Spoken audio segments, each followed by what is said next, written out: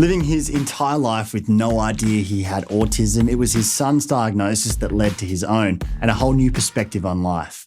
Carter's been on a challenging journey with his mental health dating back to his childhood, and it's a big part of why he cares so much about helping others now. A husband and father to 3 young children with his own podcast centred on parenting and mental health, Carter's life is full of joy and meaning that never existed before. I just started really trying to, instead of just allowing myself to exist in this haze when it came to my mental health, because that's what it was. A lot of the time when I was feeling low or feeling like my mental health was a bit negative at the time, I'd kind of just hit autopilot until I could come out of it and be a little bit more happy. I'd just kind of exist on this monotonous plane. And that's why I existed in, horrible jobs for so many years that I absolutely hated, because I was just autopiloting through life. I was like waiting for the next nice thing to happen to me. He does it all while navigating disability and is proud to be the dedicated dad he's become. This is Carter's story. Welcome to Young Blood, the award-winning volunteer podcast dedicated to young men's mental health. My name's Callum McPherson, I'm a journalist, and this is a platform for everyday men to share lived experience stories and show that no matter what you're going through, you're not alone. Suicide is the #1 killer of young people, and changing that starts with speaking up. So let's do it. If you haven't already, please subscribe to this podcast so you don't miss a thing. Help us reach more people by taking 10 seconds to give the show a rating on Spotify and Apple Podcasts. And if you've got some feedback on this conversation, I'd love to hear it. You can vote in the poll and leave a comment on every Spotify episode. I read them all. This show touches on some tough topics that may provoke strong emotions. If you find anything in this chat distressing, please do whatever you need to do to look after yourself. Carter, you lived your whole life up until you were 35 without knowing that you were autistic. What was it like to process that all of a sudden? Life-changing, absolutely life-changing.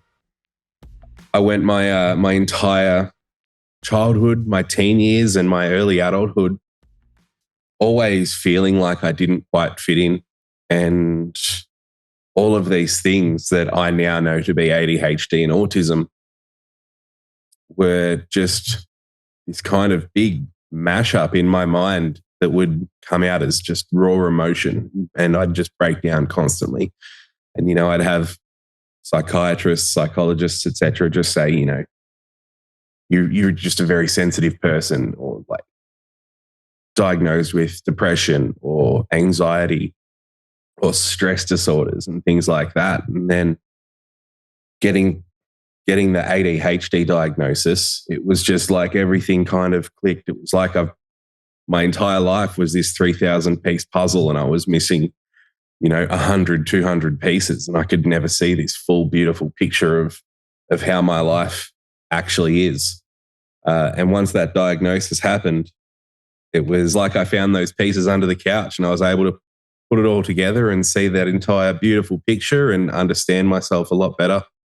It was a journey, and it was a rough journey, especially with things like unmasking with autism, where I kind of would look at myself in the mirror and be like, I don't know who I am. I don't know what I like. My personality traits my own, or are they things that I have adopted to just get by in society and appear as normal as possible? Was it suggested at all in the past, or did you have an inkling, or was that the first time that you'd heard that? First time, yeah. Yeah, wow.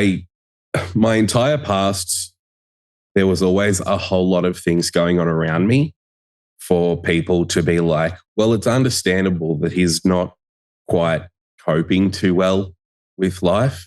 I'm a child of divorce. My parents divorced at a young age for me. Sorry, I was about 5 when they divorced. And then there was years of like this really intense like custody battle, and there was some nasty things happening.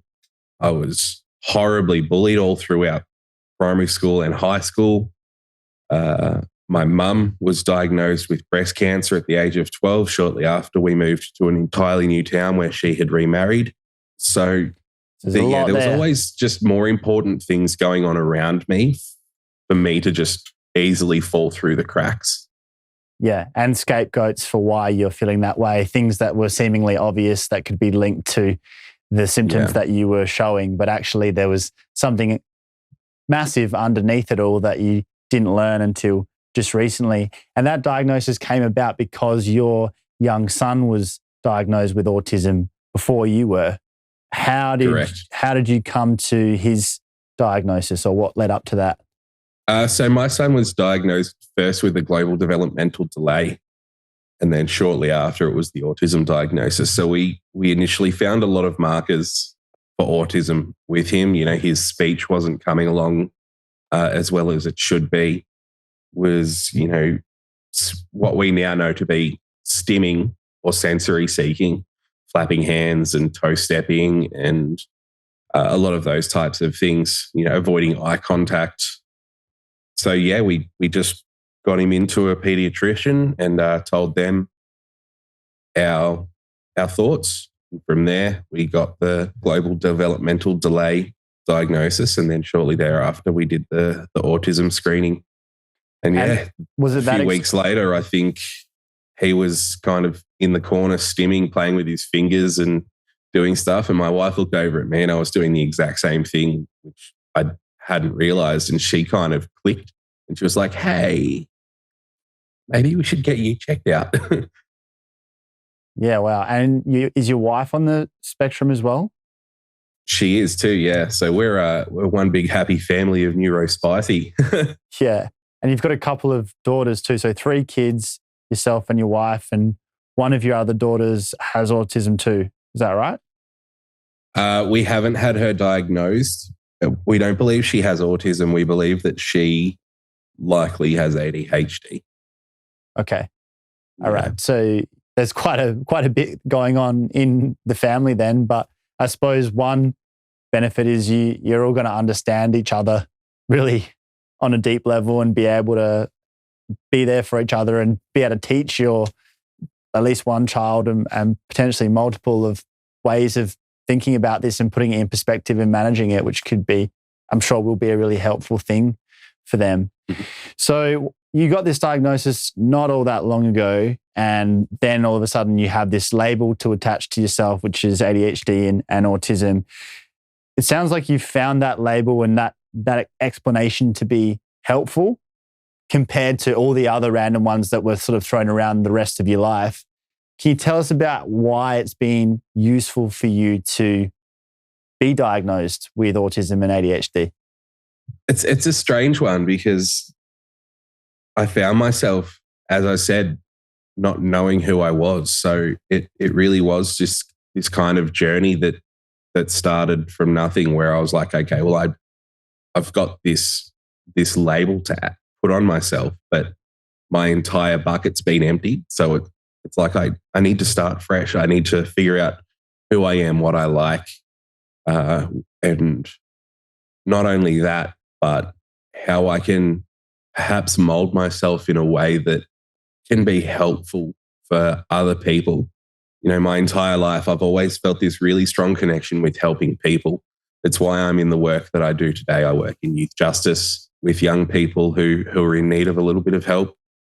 And then on top of that, I was like, well, I'm a parent that's finding out I'm autistic, and I'm seeing on TikTok more and more that there are parents that are finding out they're autistic in their 30s, and they've all got stories that aren't dissimilar to me.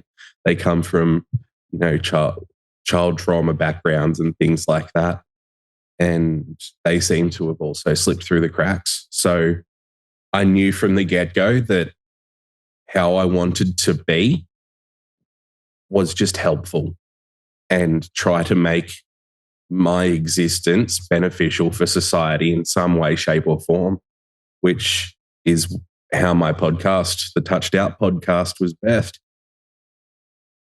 How have you felt about yourself and perceived yourself up until the past year? I was never kind to myself, never.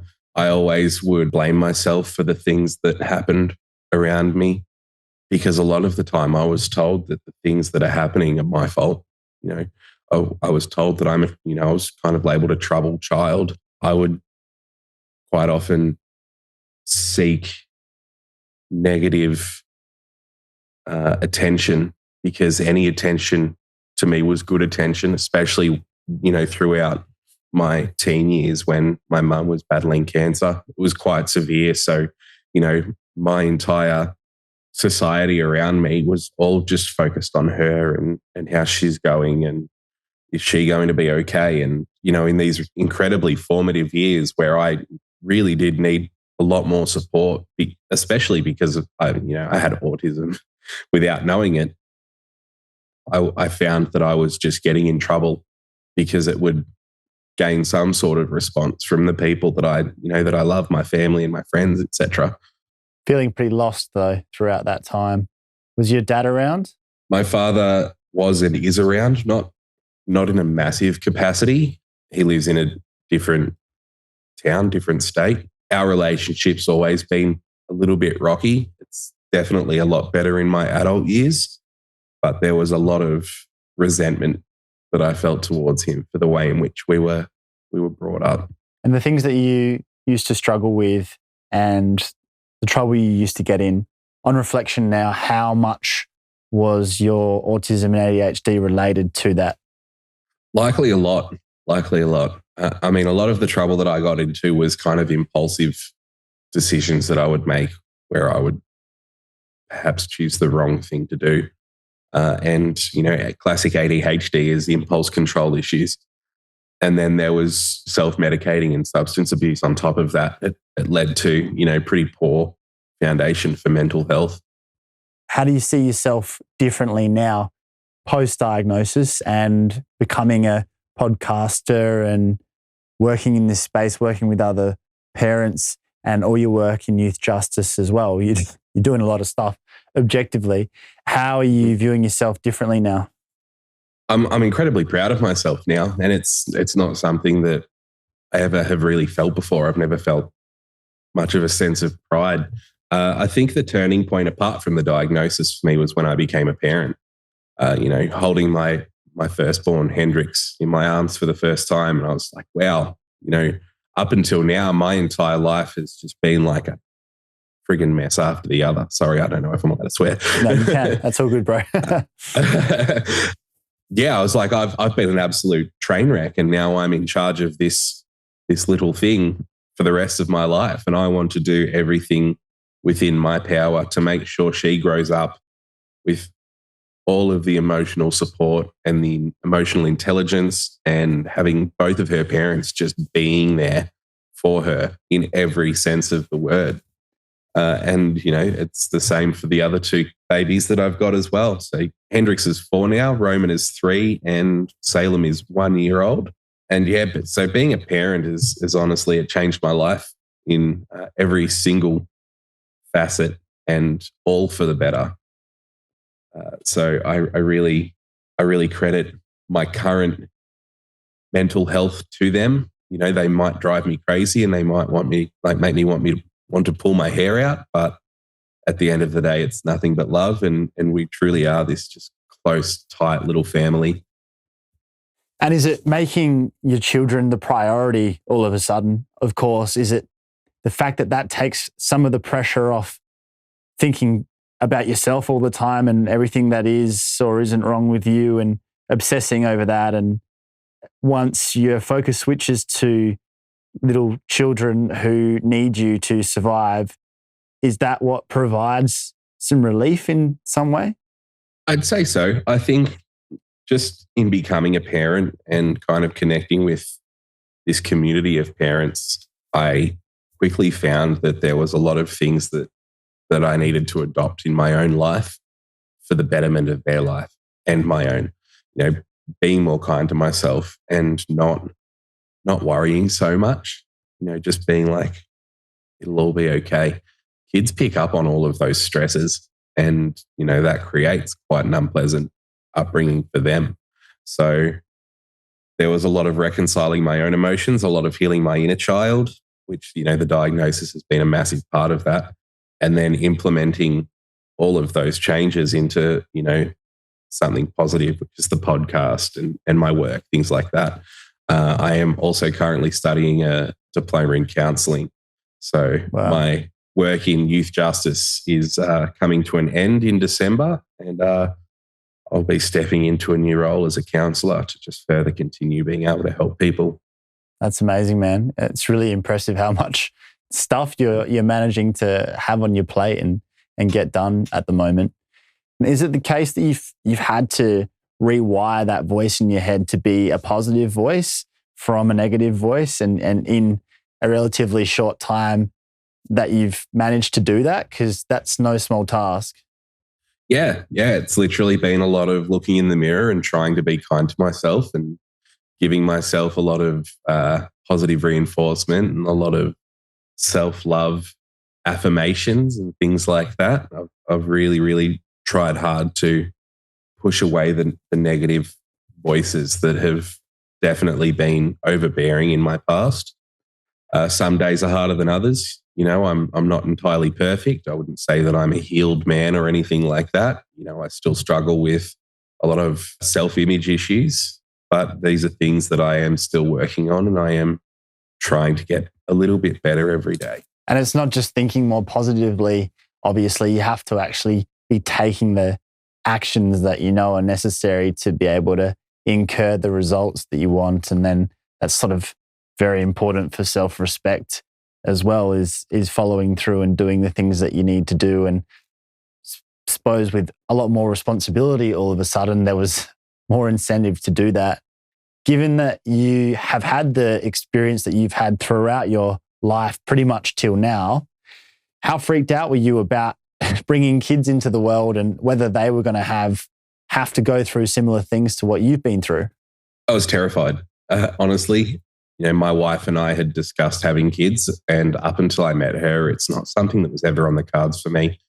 Because in my mind, I was like, there's no way in hell I would want to bring, you know, little people into this world where I would have to be a father. I didn't think that I would have any type of positive father figure inside myself. I just didn't think that it would be good just because of my own upbringing.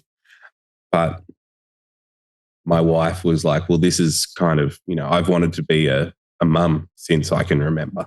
So if you don't want children, it's as hard as it is. You know, I love you with all my heart, but like, I need this in my life. I need to be a mum. So a bit of back and forth talking and some really healthy communicating with my wife and myself, I decided let's do it. And we started trying. I expected it to take a lot longer than it did, but I think it was only like 2 months. And then all of a sudden she's pregnant, and it was just like, no turning back now. Yeah, so I really have to put in the work. Happens like that sometimes. So what changed for you in those discussions, going from someone who pretty much thought there's no way I could be a dad, I'm not up to it, seeing how much it meant to your wife, and then getting to a point where you were willing to go down that road? Can you articulate what changed in your mind? It was definitely the threat of my wife being like, well, this is a deal breaker. If you don't want kids, then we'll have to walk away from each other. Up until then, she's literally the best person that has ever entered my life. And I am just so eternally thankful for being gifted her presence. She is truly an amazing and inspiring person, and she always has my back 100% of the way, every day. She's my best friend, and yeah, just everything good in my life I can attribute to her. So I was like, I don't want to lose her, and having a little piece of me and a little piece of her in the world probably wouldn't be so bad. And so then during the 9 months of the pregnancy, were you able to accept it and get on board, or in your head were you just freaking out the whole time? No, I think I knuckled down pretty quickly. Once she told me that she was pregnant, and I wrapped my head around the fact that that wasn't a prank or anything like that. And I was like, okay, full steam ahead. I bought some baby books, never read them, but I bought them, which is a lot more than I would have done previously. But I just started really, really trying to, instead of just allowing myself to exist in this haze when it came to my mental health, because that's what it was. A lot of the time when I was feeling low or feeling like my mental health was a bit negative at the time, I'd kind of just hit autopilot until I could come out of it and be a little bit more happy. I just kind of exist on this monotonous plane. And that's why I existed in, horrible jobs for so many years that I absolutely hated, because I was just autopiloting through life. I was like waiting for the next nice thing to happen to me. Yeah, so not fixing your internal world and blaming your unhappiness with the external. So like you said, waiting for things to change rather than driving that change and within you, first of all. Exactly right. Yeah. Yeah. So I really started trying to get in tune with my own emotions and started questioning why it was I was feeling like this, instead of just accepting that I am that way and accepting that I'm feeling a bit sad today. And I don't know why, but that's just how it is. And now that you are a dad, why are you happy that is the case? I get to wake up every morning or come home from work every morning to my kids, man. That's so cool. The best way I can put it, so I've got a face tattoo, and it was a big decision for me, but it's an upside down anchor. And I'll tell you the significance of that symbol, because it really kind of draws to your question. So when sailors were coming home from a stint on the ocean on a boat, they would put their anchor upside down at the front of their boat, and that would tell all other ships, like, get out of our way, we're going home to our families.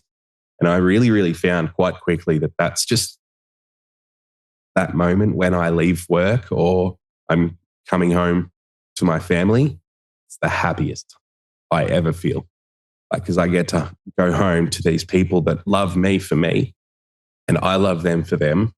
And it's just this beautiful, pure moment where I'm just so elated and excited.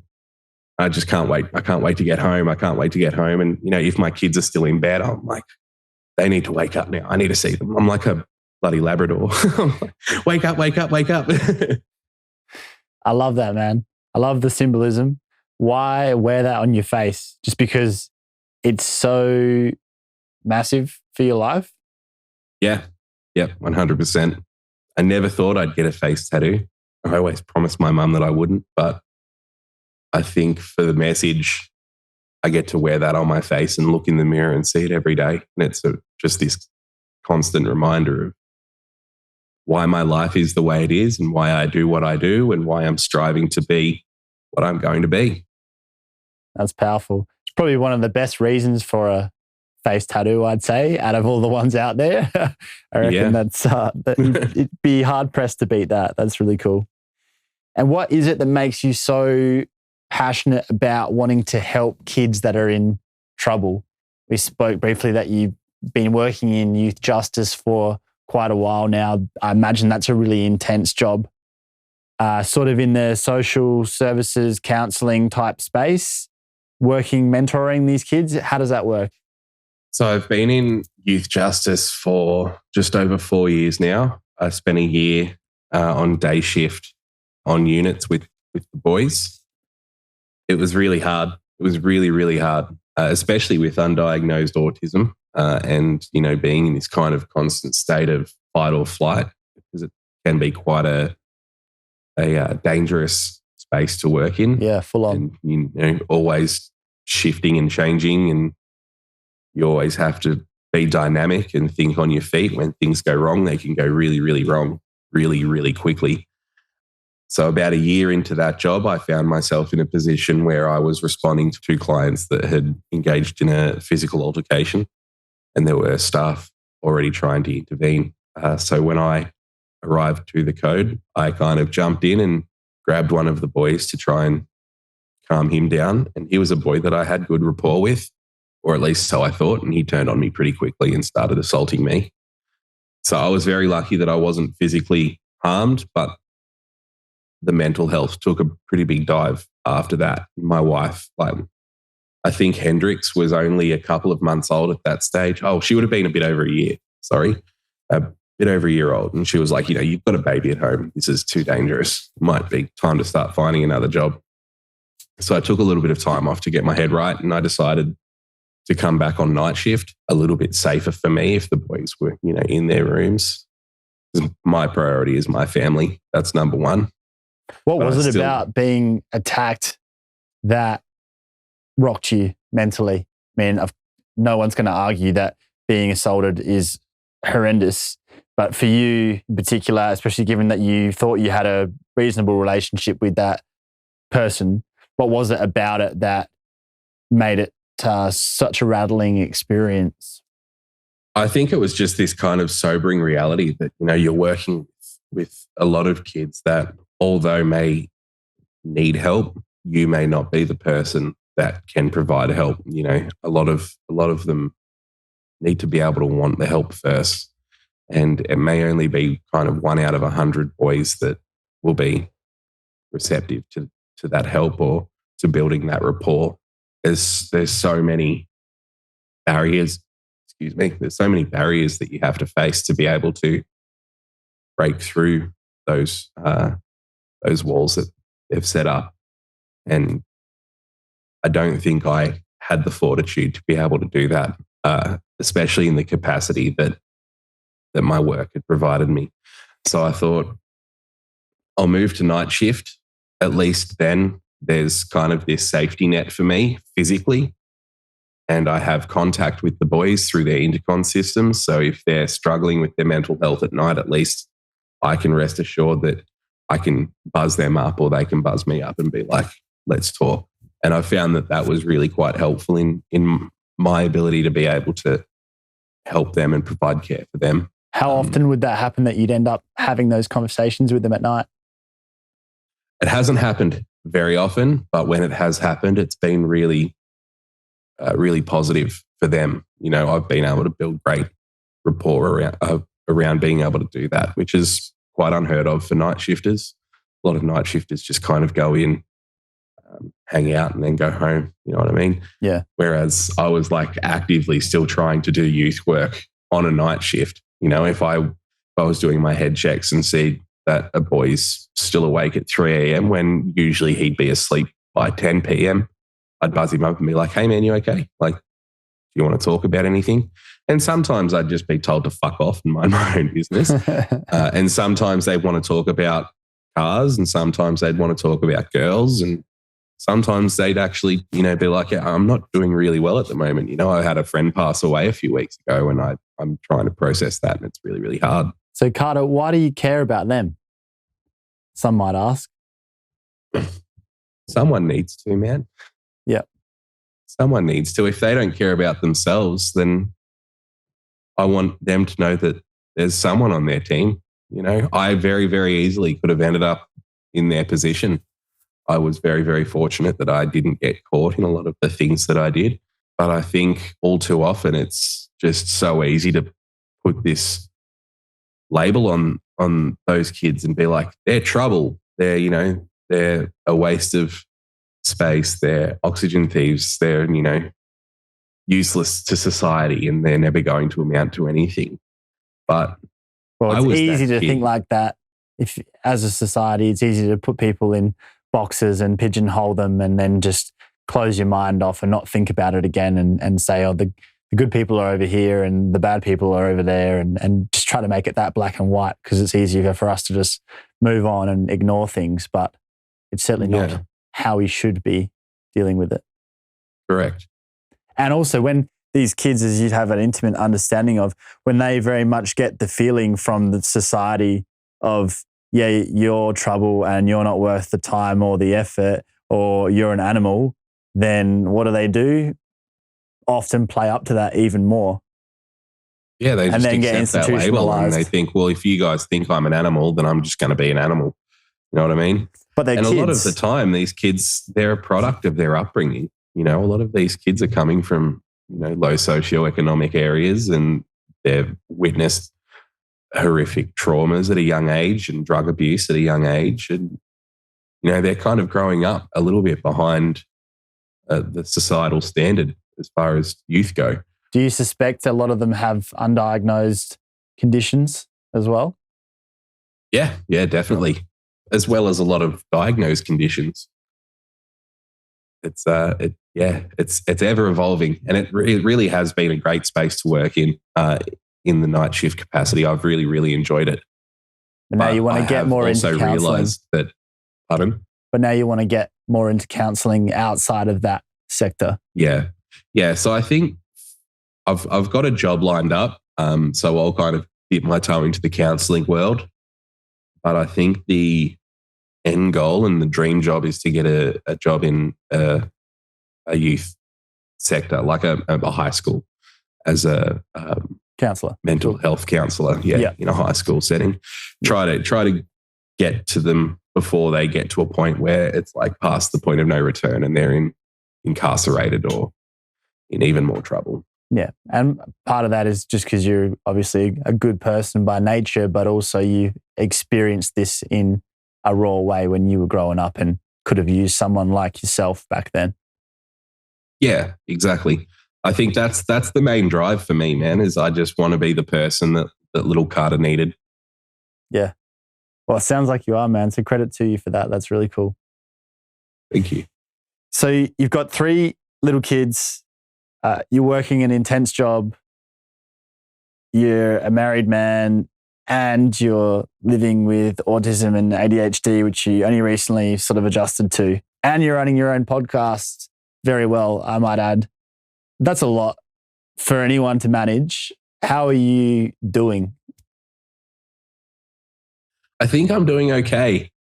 You know, as we were saying before, I took a little bit of a break from podcasting. I decided to split the podcast up into seasons just so I could step back and catch my breath because it was getting a little overwhelming. And I had these grand plans to bulk edit like 15 episodes before season 2 started premiering again. But in true ADHD style, I did none of that. So I'm just back to where I was, editing, you know, 1 episode every 2 weeks when I have some time. I've been very lucky in that there is a bit of downtime at my work. Once the boys go to sleep, it's just a lot of kind of ticking boxes and making sure everything's safe. So I'm able to get a lot of my study done during work hours. If that wasn't the case, I would be a lot more stressed out than I am. But yeah, I think it's where my ADHD comes in really handy because I can hyperfixate on these things. And they are things that I genuinely enjoy doing. So I don't see them as a chore. I don't see them as work. When I'm doing them, I kind of just go into this zone and I just get it done. So I am thankful for my ADHD in that respect. It's great when I can harness it to my advantage. Why are you doing these things that are selfless when you've got a lot of your own stuff to manage? Probably one, as I said, I want to be the person that I needed as a kid growing up. 2, it's probably a great way to deflect a little bit of me having to look in the mirror and just being like, I can put all of my energy into helping others. So maybe I don't have to 110% look at myself and figure. But when you're having these conversations, I think I'm at this level now where it's impossible though, I reckon, Carter, for me anyway, when you're having these conversations, part of being the podcast host and doing the interviews is introspection. Like it just comes with it. I know what you mean, deflecting somewhat, because it's always about the person that you're speaking to and their story. And I love that part of it too, because it does take a bit of the attention off you. But I think that sense of introspection and curiosity for yourself, that has to come with running a show like you're running and having those discussions, because you see the world from someone else's perspective and it makes you think differently about your own life and the people in it. Yeah, definitely. And the podcast is a great platform in which I've been able to be quite true to myself and honest with myself as well as with my guests. I don't think that the premise of my podcast would work if I held back or anything like that. So I've been able to just be raw and unfiltered and unapologetically myself and tell my story, which has been super helpful in my own healing journey. And it's also provided, you know, all of my guests with just kind of this baseline of like, I feel safe here. I can talk about my stuff without fear of judgment, without fear of ridicule or anything like that. So I think that was a really, really important part of it going into this podcast for me, was to be raw and to be honest and just be myself. And it's paid off. What's your wife had to say about your development in recent times and making the podcast into a thing and becoming a different man? Nothing but positive things. Nothing but positive things. And I'm a very emotional person. So anytime my wife pays me a compliment because she's my favorite person in the world apart from my kids, I just cry everywhere. She goes, "Oh boy, here comes the big feelings again." But she has been my number one supporter since the beginning of it all. I had her on as my guest for the season 1 finale because she has an incredible story that I felt needed to be told as well. So I was honoured to be able to record an episode with her. Yeah, I listened to a bit of that one. Weekend. She's been through a lot in her own life and her own background. It's powerful to find someone you have a connection with who also can understand what it's like to go through some of those same things that you went through that have been so important in shaping you into who you are. Yeah, definitely. Yeah, she's got an incredible story. She had a lot of mental health issues as a teenager. She even spent some time in a mental health facility twice. She's come out on the other end, a lot better. Luckily, both of us had issues with substance abuse. Both of us had issues with self-harm and thoughts of suicide or even attempts in suicide. And it's something that we have discussed and we do discuss on the podcast. But even more so, we both went through a lot of trauma with all 3 of our births, which is just an entire episode of the podcast in and of itself. But we've always just had each other's backs from day one. And it's just been an incredibly strong foundation, and we can always come to each other, and we both know that. What could be better than that? Very lucky to have each other by the sounds of things. You were also the face of a recent national campaign about perinatal anxiety and depression. How did that come about, and why was that important to you? Yeah, so for the first 2 births, I had postnatal depression, which I didn't know was a thing in men. And I quite quickly found out that a lot of men didn't think that it could happen to them either. So I found out about an organisation called PANDA, which is Perinatal Anxiety and Depression Australia, through one of my guests. She's a community champion for them after her own battles with postnatal depression. So I did a little bit of research about them and looked into them after my talk with Ali, which her episode comes out next week, which I'm very excited for. And I was like, I really like what these guys are about. And I feel like this is a space where there's a lot of men that are existing that don't understand that they have postnatal depression. So I reached out to Panda and submitted my story and my journey. And then from there, I became a community champion for them. And they came to me and said, we're running, this national campaign for Men's Mental Health Month. And we want you to be the face of it. So that involved a film crew coming to my house and asking some questions. And from there, all of that footage and my story got sent out Australia-wide. And I was published in a lot of online publications, a lot of print media, and my story was also somewhat told on some national news coverage networks. So Channel 10, I believe, was one of them. And unfortunately, they completely butchered it and they spun a narrative that wasn't correct. Well, out of 10 minutes of footage. We can't have creative control, unfortunately. Yeah. So out of the 10 minutes of footage that was filmed, they decided to use a 10-second snippet of me being like, I was afraid that I was going to hurt my kid. And they spun it in that kind of negative way. Yeah. And it really detracted from the positive message that my story was supposed to be, which sucked. It left a pretty sour taste in my mouth. Yeah. But it was an important lesson that I needed to learn, not to trust the media. Well, that's unfortunate. At least the rest of the campaign sounds like it was successful. And yeah, it was great. It reached something like 62 million people. wow, awesome. So what was your personal experience of having the perinatal depression? So it started off as me just kind of reiterating that message that I was going to be a useless father and I wasn't going to do any kind of good to my kids. And I went to a dark place really, really quickly. I mean, it was within the first 6 weeks of the first two births. I found myself just a shell, really, really autopilot, feeling really, really sad all the time, would just cry at the drop of a hat.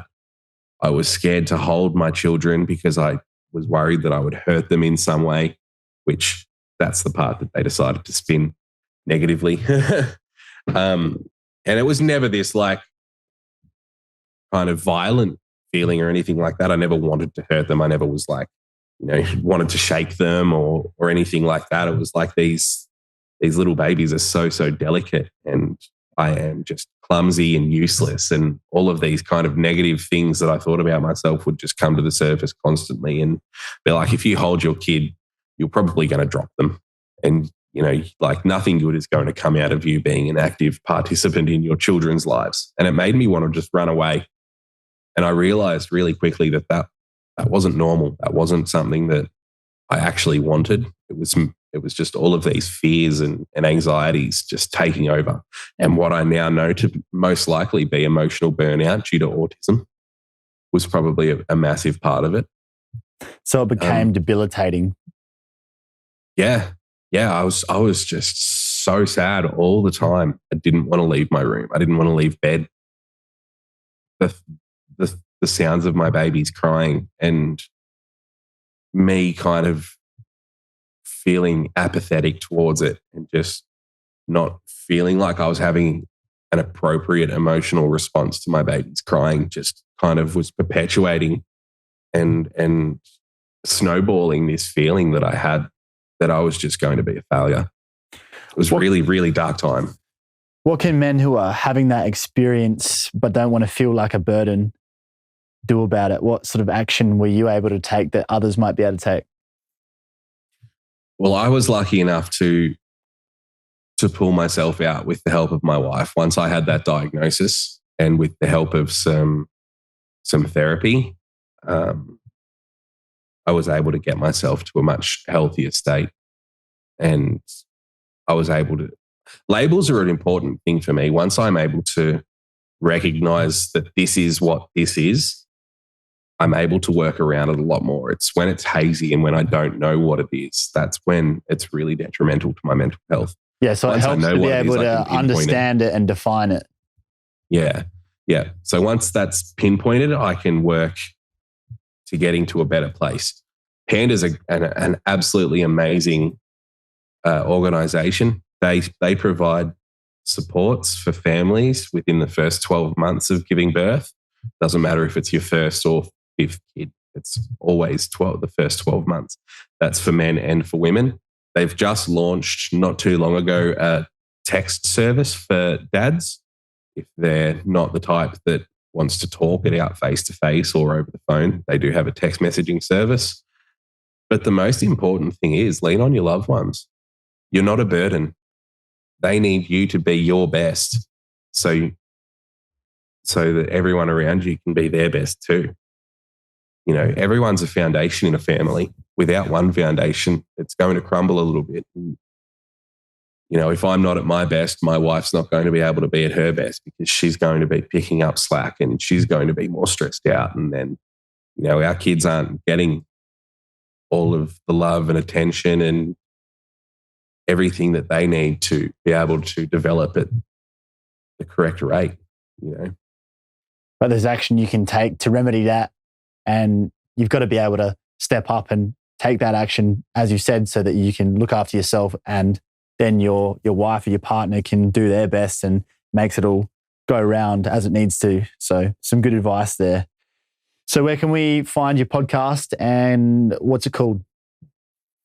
The podcast is called the Touched Out Podcast. It's available on all podcast platforms as well as YouTube. I don't do video versions on YouTube, apart from the episode with my wife. I release that as a full video episode. I release every 2 weeks. So next episode will be out next week. Yeah, I think there's 15 episodes out so far, with like a bonus mini episode that I did for Mother's Day to commemorate my mother and her passing, and allow myself to be a bit raw and a bit vulnerable and be a bit cathartic and let myself heal in a way that's going to be beneficial for other people that are struggling with grief and loss as well.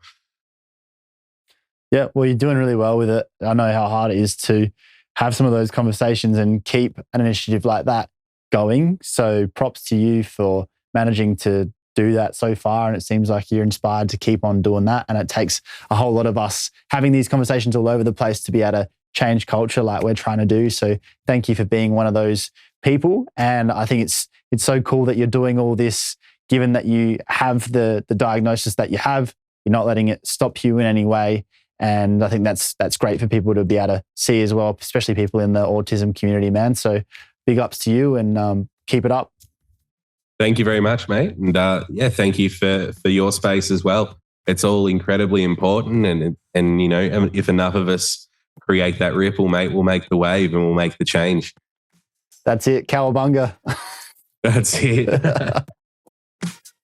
That's it for this episode. If you like what we're all about, support us by following Young Blood Men's Mental Health on Instagram and Young Blood Mental Health on TikTok. Every podcast episode is recorded in professional quality video, and they're all up on our Young Blood Men's Mental Health YouTube channel. So please show some love and subscribe. Thanks to our local business supporters, NB&A Group and Pro Realty Property Consultants. You can find everything there is to know about the podcast at youngbloodmensmentalhealth.com. And most importantly, please share these stories with anyone in your life who needs to know they're not alone. We're all in this together. Catch you next time.